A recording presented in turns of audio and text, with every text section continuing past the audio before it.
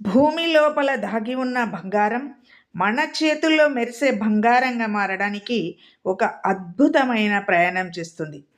మొదటగా గనుల్లో నుండి బంగారం ఉన్న రాళ్లను తవ్వి బయటకు తీస్తారు. ఈ రాళ్లను గోల్డ్ హార్ అని పిలుస్తారు. తర్వాత ఈ పెద్ద రాళ్లను భారీ మెషిన్ల సాయంతో చిన్న ముక్కలుగా పగలగొడతారు. ఇది క్రషింగ్ ప్రాసెస్ అన్నమాట. ఇప్పుడు ఈ చిన్న ముక్కలను ఇంకా మెత్తగా చేయడానికి గ్రైండింగ్ మిషన్లో వేస్తారు. ఇది పొడి రూపంలో మారుతుంది. ఇక్కడ నుండి అసలు ప్రక్రియ మొదలవుతుంది. ఈ పొడిని ప్రత్యేక రసాయనాలతో కలిపి బంగారాన్ని వేరు చేస్తారు.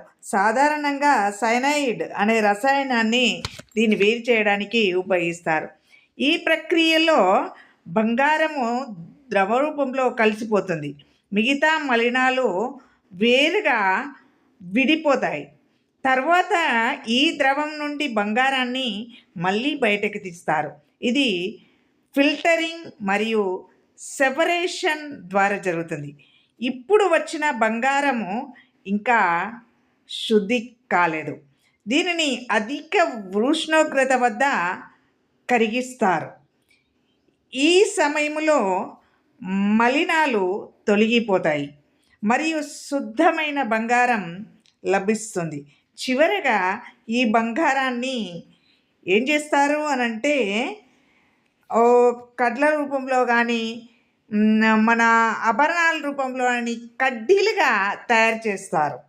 మరి బంగారం అనేది మనము ఎందుకు ఉపయోగిస్తాము అనంటే బంగారము ప్రకృతిలో లభించే అత్యంత విలువైన లోహాలలో ఒకటి. ఇది మెరిసే రంగుతో మన కళ్ళను ఆకర్షిస్తుంది. అంతేకాదండోయ్, ఇది తుప్పు పట్టదు. మరి భారతీయ సంస్కృతిలో బంగారం సంపద, శుభం, ఐశ్వర్యానికి సంకేతం. చూడండి, ఆ బంగారాన్ని కడ్డీల రూపంగా ఎలా వేరు చేస్తున్నారో, ఎంత అద్భుతంగా శుభ్రపరుస్తున్నారు. మన బంగారం కడ్డీలు తయారైపోతున్నాయి చూడండి.